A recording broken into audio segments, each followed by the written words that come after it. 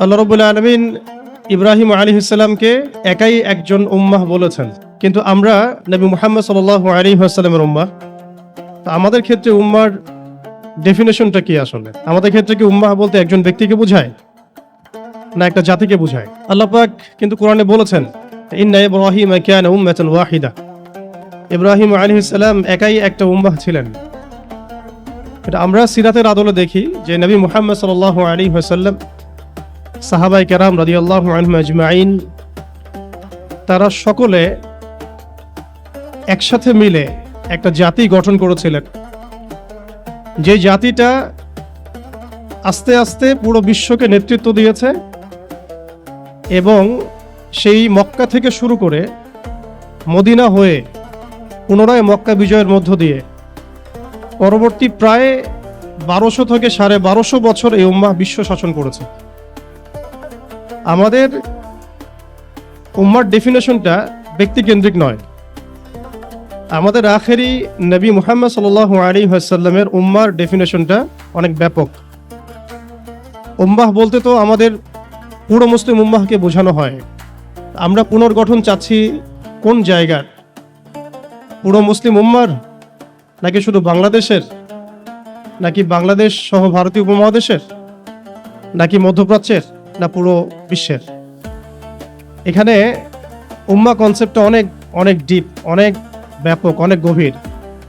আর সত্যি কথা বলতে পুরো উম্মার ইসলাহ, পুরো উম্মার সংশোধন এখন ব্যক্তির উপর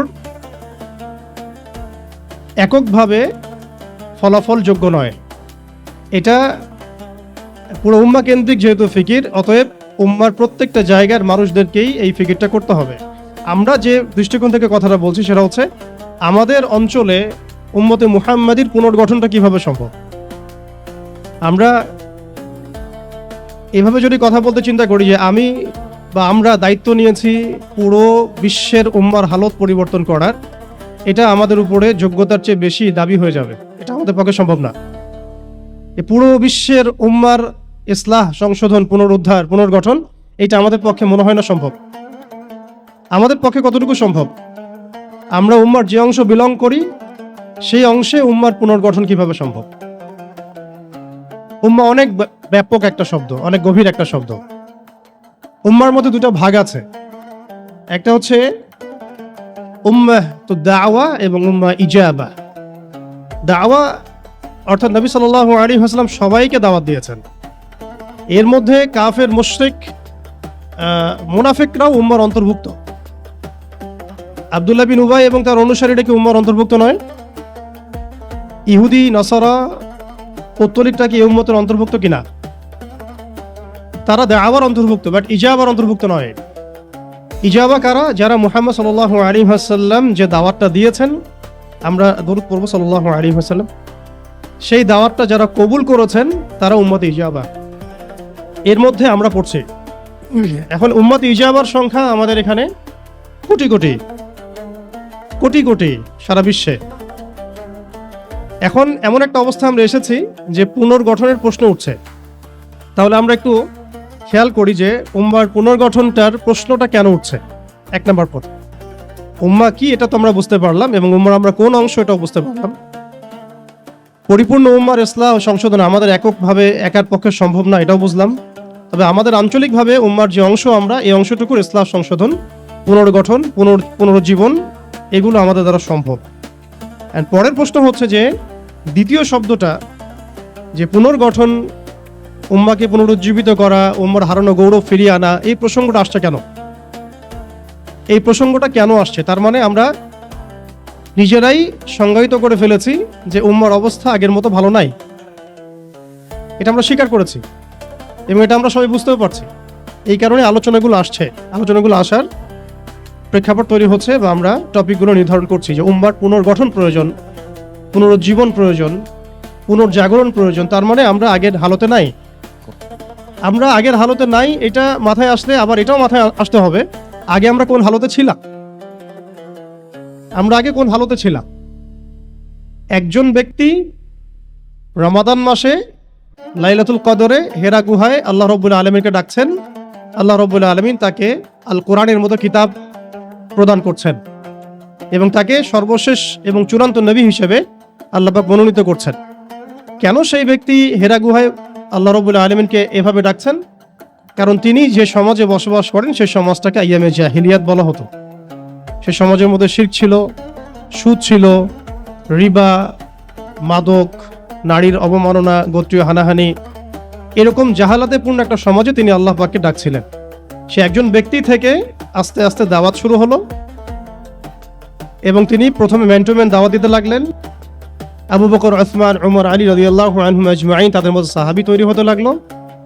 এক পর্যায়ে মক্কায় 13 বছর দাওয়াতের মধ্যে আমরা সবরের পরিচয় দিলাম, ধৈর্যের পরিচয় দিলাম, দাওয়াত অব্যাহত থাকলো, আমরা নির্যাতন নিপীড়ন সহ্য করলাম।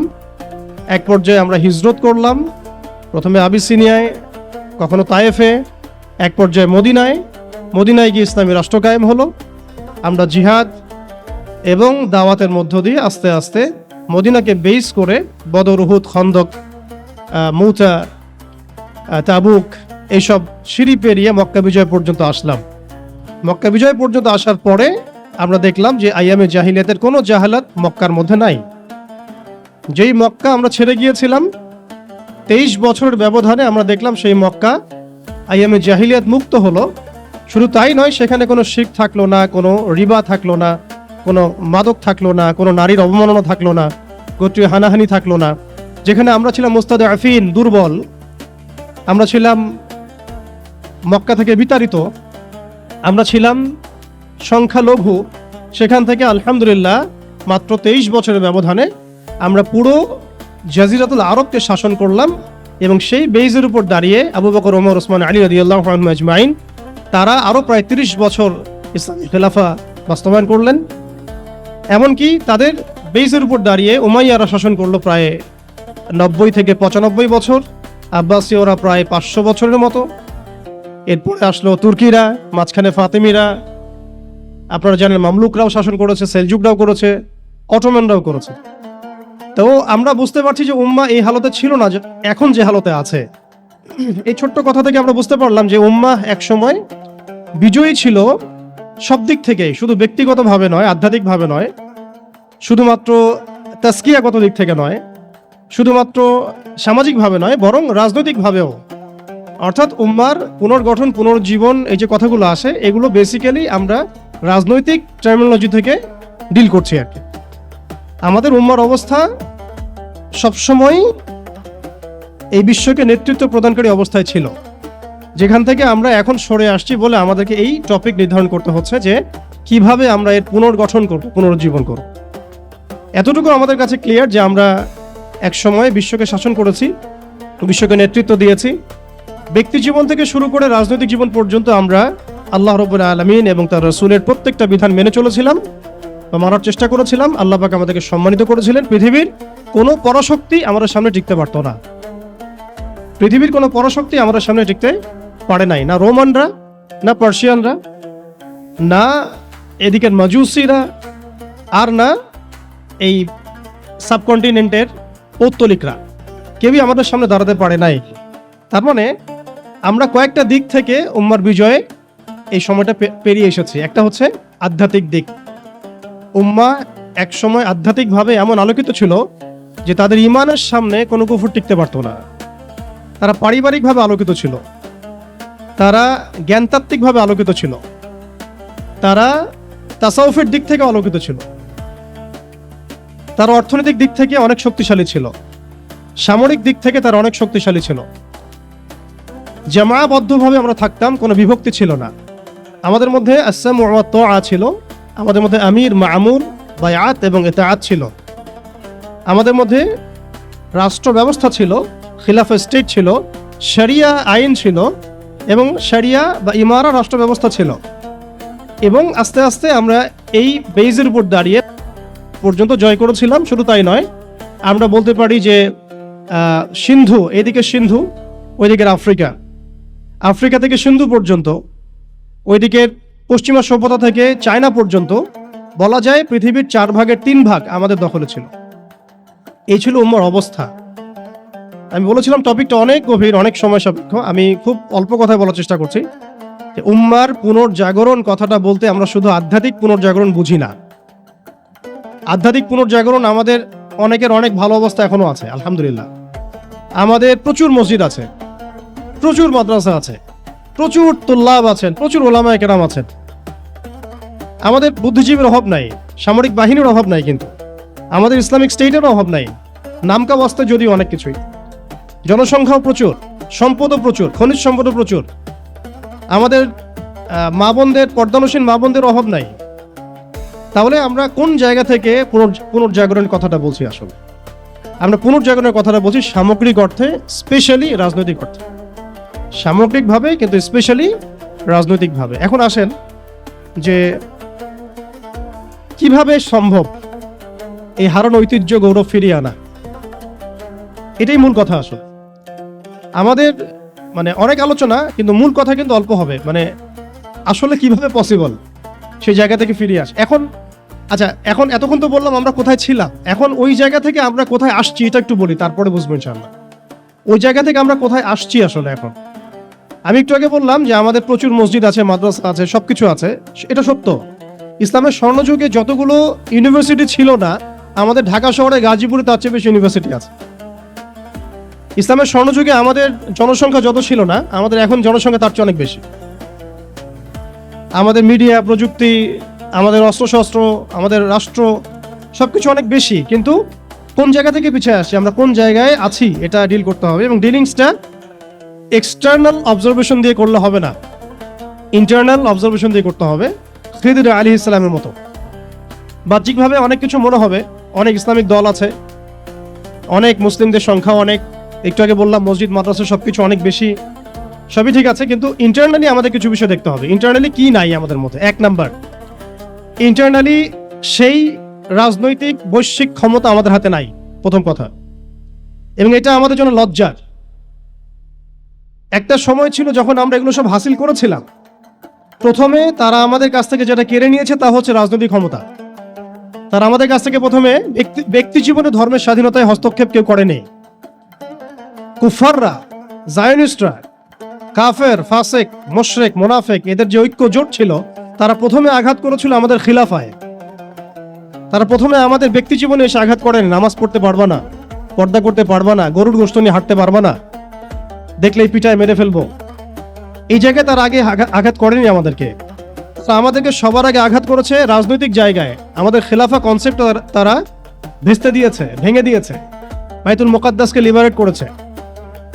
এরপরে সেই খেলাফা কনসেপ্টটাকে দূর করে দিয়ে তারা 50 থেকে 57টার মতো ক্ষুদ্র ক্ষুদ্র রাষ্ট্রে আমাদেরকে বিভক্ত করে দিয়েছে। এরপরে শুধু তাই নয়, এটা তো গেল বিভক্তি, কাঁটাতারের বেড়ার, যেটাকে আমরা নাম দিয়েছি জাতীয়তাবাদ। তারা প্রথমে আমাদের মাদ্রাসাগুলো বন্ধ করে নাই, তারা ওয়াকফ বিল দিয়ে এইভাবে আমাদের মাদ্রাসা, আমাদের মসজিদ, ভূমিগুলোকে দখল করে নাই। তারা প্রথমে আমাদের রাজনৈতিক ক্ষমতাটাকে কেড়ে নিয়েছে, খিলাফা কনসেপ্টটাকে ডিস্ট্রয় করেছে। এরপরে 57টার মতো টুকরা টুকরা রাষ্ট্রে আমাদেরকে ভাগ করেছে। এরপরের অবস্থা আরো ডেঞ্জারাস। ওই রাষ্ট্রগুলোর মধ্যে তারা তাদের তাবেদার মোনাফেক শাসক বসাইছে। তাদের ধাপগুলো বুঝেন, কোন জায়গা থেকে আমরা কোন জায়গায় আসছি। তারপরে আমি অল্প কথা শেষ করব যে সলিউশন হতে পারে কি কি, যদিও সেগুলোর বেশিরভাগই তাত্ত্বিক, প্র্যাকটিক্যাল খুব কমই হবে। আর প্র্যাকটিক্যাল কেন কম হবে? আমাদের কারণেই হবে, কারণ আমরা অনেক কিছু বুঝি কিন্তু কাজ করতে চাই না। আমরা বুঝি অনেক কিছুই, কাজ করতে বলেন কাজের বেলা নাই, বুঝার বেলা আছে। এগুলো আমরা বুঝতে আসি 100 বছর থেকেই। কেউ বুঝেও বুঝি না, কেউ দেখেও দেখি না, শুনেও শুনি না। ওইদিকে পরে আসি, হার্ডলাইনে চলে যাবো আর কি। এখন রাষ্ট্র ভাগ করার পরে আমাদেরকে জাতীয়তাবাদে বিভক্ত করা হয়েছে। এরপরে আরো মারাত্মক যে কাজটা করা হয়েছে সেটা হচ্ছে আমাদেরকে নিরস্ত্রীকরণ করা হয়েছে। আপনি আপনার রাষ্ট্রের অভ্যন্তরে নিজের ইচ্ছায় আপনি বিশ্বের মারণাস্ত্রগুলো তৈরি করতে পারবেন না। তারা আপনাকে আইন করে দিয়েছে, ব্যান করে দিয়েছে। তারা আমাদের রাষ্ট্র ব্যবস্থার মধ্যে ইউনাইটেড নেশনসের মতো মুসলিমদের ইউনাইটেড মুসলিম অর্গানাইজেশনগুলোকে দমন করেছে এবং সেগুলো গঠন করতে আমাদেরকে দেয় নাই, উল্টা তারা সেগুলো করেছে ঠিকই। এরপরে তারা আমাদের রাষ্ট্র ব্যবস্থাগুলোর মধ্যে ওই মুনাফিক শাসকদেরকে বসিয়ে জনগণকে শাসন করিয়েছে। এখনো করে যাচ্ছে, আগামীতেও হয়তো করে যাবে। আমরা সবই বুঝি, কিন্তু আমাদের চিন্তাগুলো কেন জানি মসজিদ পর্যন্ত সীমাবদ্ধ হয়ে যাচ্ছে। এরপরে যেটা হয়েছে আরো মারাত্মক, ওই রাষ্ট্রগুলোর মধ্যে তারা 5টা, আমি বলি দেবতা, 5 দেবতা ঢুকিয়ে দিয়েছে। 5 দেবতা কি? আগে ছিল 4 দেবতা, লাত, উজ্জা, হুবল আর মানাত। লাত, উজ্জা, হুবল আর মানাত নিশ্চয়ই পড়েছেন আপনারা সিরাতের মধ্যে। এগুলো ছিল আবু জেহেল, আবু লাহাবদের দেবতা। তারা কিন্তু এই দেবতাগুলোর পূজা করত আল্লাহকে পাওয়ার জন্যই।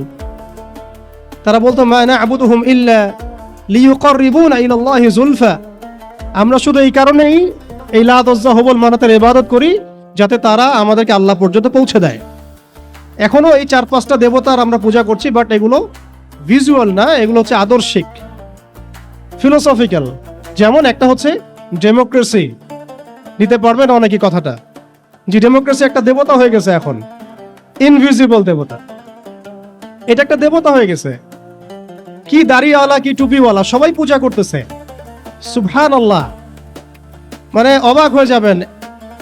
রিপোর্ট করছে টিভিতে, আপনারা কি চান, এই গভর্নমেন্ট কয় বছর থাক, এই গভর্নমেন্ট কয় বছর থাক, আপনি কি ইলেকশন চান, আপনি কি চান না। অডিয়েন্সের, সাধারণ আমজনগণের জবাব হচ্ছে না, আমরা ইলেকশন চাই না। ইলেকশন দিয়ে কি হয়, খালি এক জালেম যে আরেক জালেম আসে, আমরা এইসব ইলেকশন চাই না। আমরা চাই ভালো কোনো সরকারি ব্যবস্থায় থেকে যাক আরো 10 বছর। মানে সবচেয়ে ভালো যে চিন্তাটা তাদের, সেটাও গণতন্ত্রের বাইরে যেতে পারে না। সরি, সবচেয়ে ভালো তাদের ইনসাফপূর্ণ যে চিন্তাটা মাথা থেকে আসে, সেইটাও এই দেবতাগুলোর বাইরে যেতে পারে না। ওই পূজার মধ্যেই চিন্তা, আমরা চাই এরকম একটা গভর্নমেন্ট আসুক, এই পদ্ধতি থাক, এবং আরো 10 বছর তারা দেশ চালাক। মানে ইসলামে যে আল্লাহ প্রদত্ত একটা রাষ্ট্র ব্যবস্থা আছে, একটা ইসলামী শাসন ব্যবস্থা আছে, এই কনসেপ্টটাই নাই। নামাজ পড়ছে মাশাআল্লাহ, রোজা রাখছে, হজ উমরা সবই করছে, বাট কেন জানি পলিটিক্যালি রাষ্ট্র ব্যবস্থা, ইসলামের যে রূপরেখা আছে বা ইসলামের যে একটা সুন্নাহ আছে, নবী সাল্লাল্লাহু আলাইহি ওয়াসাল্লামের যে একটা রেখে যাওয়া উসওয়াতুল হাসানা আছে, এইটাই মানুষ মানতে পারছে না বা বুঝতে পারছে না। জাযাকাল্লাহ। আপনারা অবচেতন শব্দটার সাথে পরিচিত কিনা? একটা আছে আমরা জেনে বুঝে একটা কাজ করি, একটা হচ্ছে না জেনেও করি, অবচেতন মনে। তো এটা একটা দেবতা, ডেমোক্রেসি একটা দেবতার নাম, যেটার পূজা করছে এখন মানুষ সারা ওয়ার্ল্ডে। আরেকটা হচ্ছে এইথিজম, নাস্তিকতা।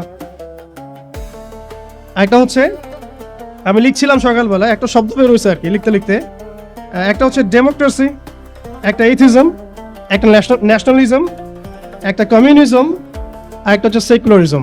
5টা শব্দ বললাম আর কি।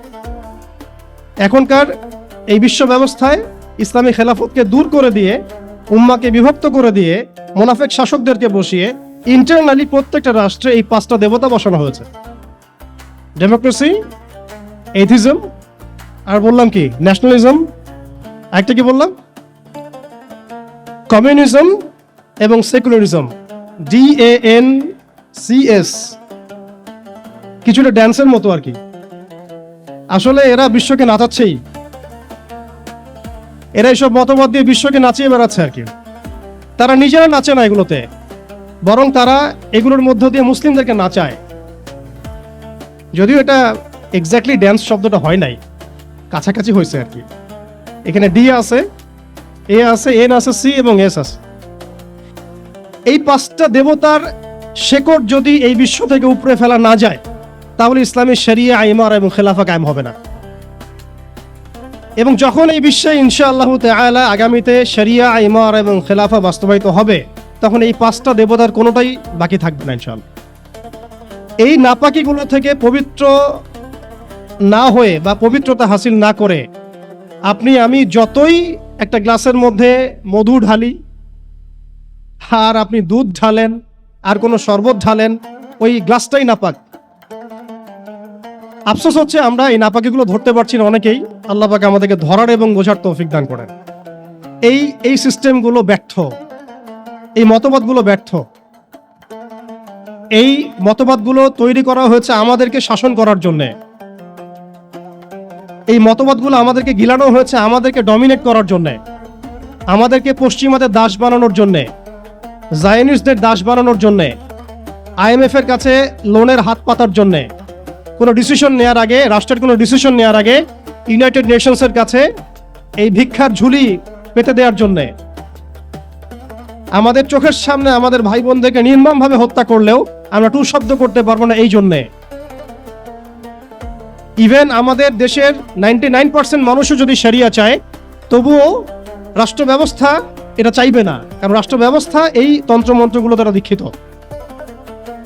এর মধ্যে আরও আছে মানবরচিত সংবিধান, আরও আছে মানবরচিত বিচার ব্যবস্থা, আরও আছে আল্লাহর হালালকে হারাম করে ফেলা, আল্লাহর হারামকে হালাল করে নেওয়া। পুরো একটা তাগুতি এবং কুফরি সিস্টেম আমাদেরকে দেওয়া হয়েছে। কোন জায়গা থেকে? খেলাফা অ্যাবলিশ করার পর থেকে। আমরা কোথায় ছিলাম এটা আমাদেরকে বুঝতে হবে। এখনকার প্রবলেম কি সেটাও বুঝতে হবে, ক্রাইসিসগুলো, তারপরে আসতে হবে সলিউশন কোথায়। এগুলো ক্রাইসিস। তারপরে ডেমোক্রেসি দিয়ে কি করা হচ্ছে এটা আপনারা অনেকে জানেন, কিন্তু অনেকে আবার বুঝেনও না। এটা দিয়ে আল্লাহর হালালকে হারাম করা যায়, আল্লাহর হারামকে হালাল করা যায়। এটা দিয়ে আল্লাহর জমিনে মানুষের শাসন কায়েম করা যায়। এটার ধোঁয়া তুলে যে কোনো মুসলিম কান্ট্রি আক্রমণ করা যায়।